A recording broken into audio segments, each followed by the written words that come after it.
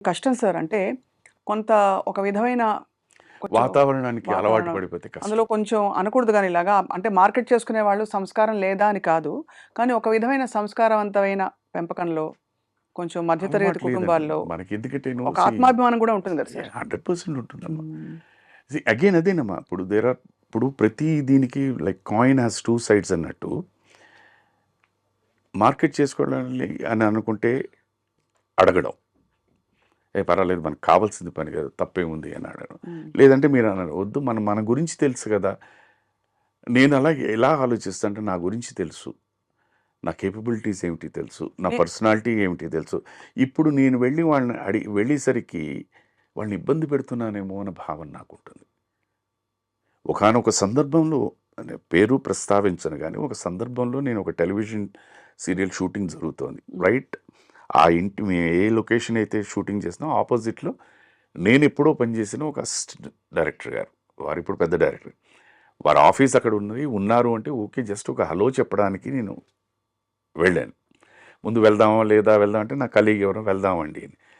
అక్కడికి వెళ్ళిన తర్వాత నేను వచ్చాను ఇలాగా అని చెప్పేసారు. కుర్రాడు ఎవరు వచ్చి లేరండి ఆయన బిజీగా ఉన్నారు తర్వాత రమ్మండి అని చెప్పేసారట. ఐ సెడ్ ఫైన్ అని వెళ్ళిపోయాను.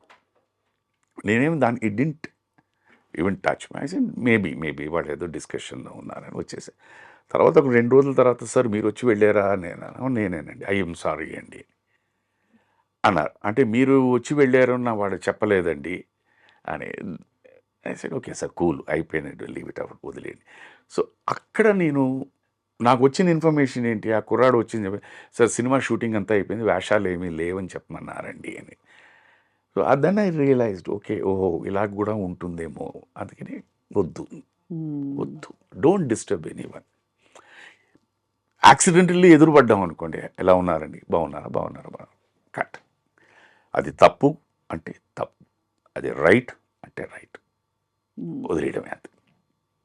ఇవన్నీ చాలా చిన్న చిన్నవే విషయాలైనా కూడా కొంచెం ఇబ్బందే సార్. ఇబ్బంది అని కాదమ్మా.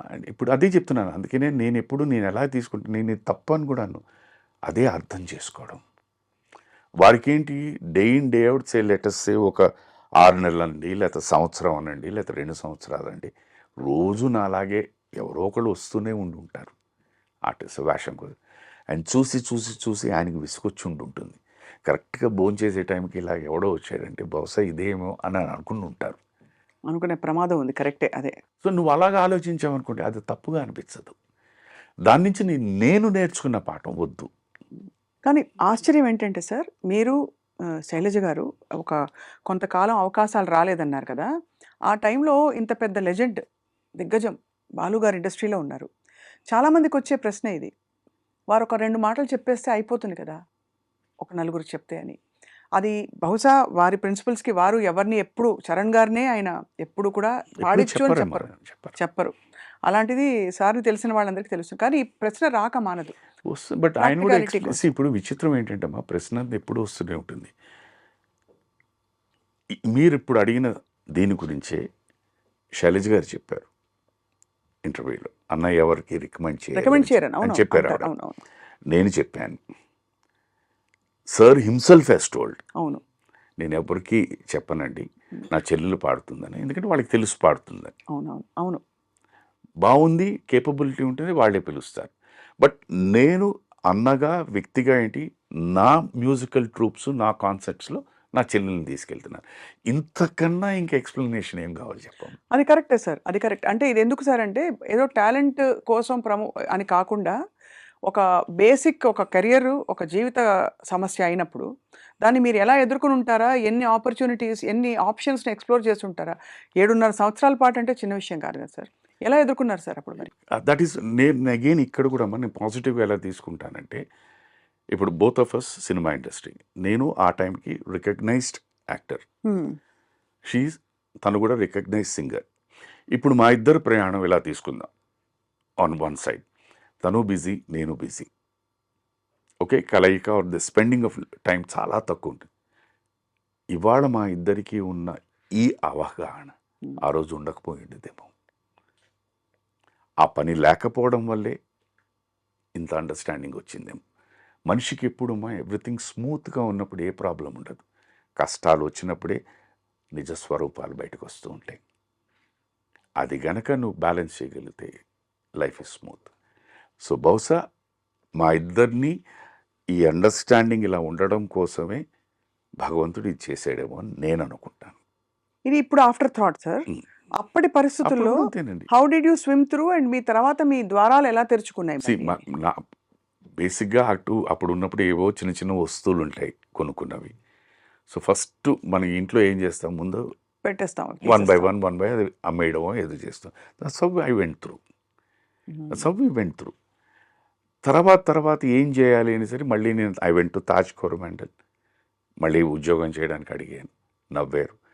నా క్లాస్మేట్స్ వాళ్ళందరూ చిన్న చిన్న బిజినెస్లు చేస్తూ ఉంటారు, వాళ్ళ దగ్గర అడిగాను. అప్పటికి ఎన్ని సినిమాలు అయిపోయాయి మీవి? అంటే ఆ phase. నేను ఎన్ని సినిమాలు అయిపోయావు అని పక్కన పెట్టండి. I'm talking about a film called Shiva. దాని తర్వాత జరిగింది. It's ఎక్కడికి వెళ్ళినా కూడా people will talk about only Shiva. నా క్లాస్మేట్స్ వాళ్ళు ఉన్నారు, వాళ్ళు వచ్చిన నువ్వేం చేస్తావురా అని. డ్రైవింగ్ వచ్చు, పిఆర్ఓ చాఫర్ కమ్ పిఆర్ఓగా చేస్తాను, మీ బిజినెస్లు ఎవరో వస్తుంటారు కదా తీసుకురావడం చూపించడం ఇవి అని నవ్వేశారు. అది it is not that they didn't want to give me, but వాళ్ళు they felt it a delicate thing అనమాట. అలాంటి తరుణంలో నిజంగా నాకే కాదు, నాలాంటి ఎంతోమందికి ఎన్నోసార్లు చెప్పింది భగవంతుడు టెలివిజన్ అన్నది ఒక వరప్రసాదం కింద పంపించాడు. కరెక్ట్. ఆ వరప్రసాదం ఏంటంటే నా జీవితమే కాదు, నాలాంటి ఎంతోమంది జీవితాల్ని రోడ్డును పడేయకుండా చాలా గుప్తంగా కాపాడేసింది. అందుకని టీవీకి ఎప్పుడూ నేను రుణపడి ఉంటాను. This is a fact. ఓహో ఆహా అని లేకపోయినా అట్లీస్ట్ ఎవరి దగ్గర చేయి జాచకుండా, ఎవరిని ఏమీ అడగకుండా ఉన్న దీంట్లో మేము వి లెఫ్ట్. That is thing. ఇది ఫ్యాక్ట్ దీంట్లో. ఎందుకంటే నాకు ఇప్పుడు మీరు ఇందాలు అన్నారు, నేను సార్ దగ్గరికి వెళ్ళి నేను అడగచ్చు, నేను కాకపోయినా ఓకే నాకేదో నామోషి అనుకుని పక్కన పెడతా, తను అడగచ్చు. సార్కి పరిస్థితి తెలియదు, బట్ ఆయన కూడా పెద్ద మనసుతో నేను ఏమైనా హెల్ప్ చేయనా అని అడిగితే వీళ్ళ మనసులు నొచ్చుకుంటారేమో అని ఆయన అడగలేదు. అడగరు, అవును. మేము కూడా ఎందుకు అని చెప్పి ఆయన పరిస్థితి, ఆయన సంగతి మాకు తెలుసు కనుక వెళ్తే it is very easy. But వద్దు. మా ఇద్దరి భావన ఎలాంటిదంటే, ఒక్కసారి చేయి జాచితే అది అలవాటు, అది జబ్బు, అది disease, like any other disease. అది అలవాటు పడిపోయామనుకోండి, ఇట్స్ వెరీ డేంజరస్. అది నేను ఇప్పుడు చూస్తున్నాను. ఎందుకంటే నా దగ్గరికి ఎంతెంతమంది వస్తారు, ఐ నో. అండ్ ప్రతిసారి వచ్చినప్పుడు ఏదో ఒకటి చెప్తూనే ఉంటుంటారు, అది అలవాటైపోతుంది. ఐ ఫీల్ హ్యాపీ దట్ నేను అలా లేను. I feel happy. అది మీరు ఎలాగైనా తీసుకోవచ్చు, you take its which ever word you want, you can do it, but I'm happy. I live my life